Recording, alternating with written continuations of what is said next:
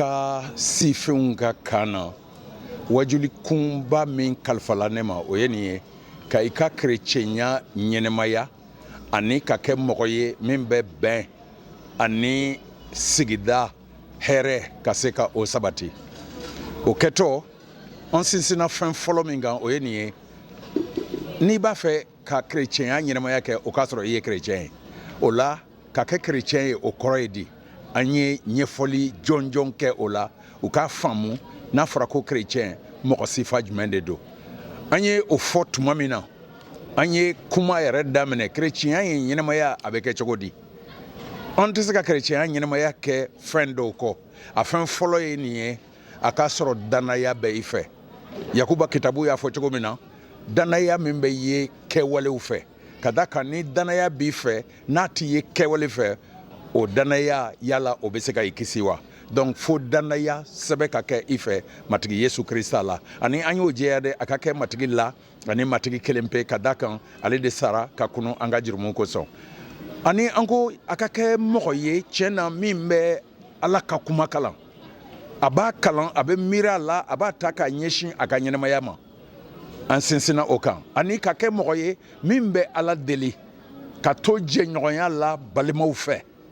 ka jija delili la an ko fana ka i ka kerecɛnya ɲɛnɛmaya ka balo i ka kerecɛnya la a tɛ ɲɛ fana fo e de ka kɛ mɔgɔ ye min jijalen don min b'a yɛrɛ di o kɛtɔ fana an sinsinna fɛn min kan ka kɛ yesu kirista ka kalanden sɛbɛ ye i n'a fɔ yesu kirista yɛrɛ bɛ a fɛnw fɔ cogo min na luka sura 14 na verset 25 ka se 35 ma i ka yesu kɛ fɔlɔ ye i ka ɲɛnɛmaya la ka yesu kɛ fɔlɔ ye i ka ɲɛnɛmaya la ka i yɛrɛ di yesu kirista ma ka fɛn bɛɛ to ye ale kosɔn ka i sago to ye yesu kirista nɔfɛtaama kosɔn ani fana an ye kuma kuncɛ tuma min na an y'a kuncɛ ni ɲininkali damadɔw ye ɲininkali dɔ tun ye nin ye ne ko e bɛ yɔrɔ min na bi tiɲɛ na matigi ɲɛkɔrɔ i ka kerecɛnya ɲɛnɛmaya yala a bɛ kirista cogo jira ani fana ne ko i bɛ se ka i yɛrɛ wele tiɲɛ na ko i ye yesu kirista ka kalanden ye wa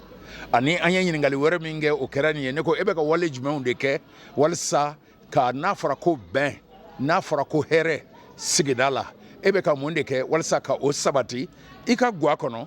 egilizi kɔnɔ ani i ka sigida la ninnu kɛra ɲininkaliw ye an ye min kɛ ka kuma bɛɛ kun cɛ o tuma nin ye bakuruba la thème min tun kalifala ma o kɔrɔ wajulikun min tun kalifala i ma ka i ka kerecɛnya waleya ani ka kɛ mɔgɔ ye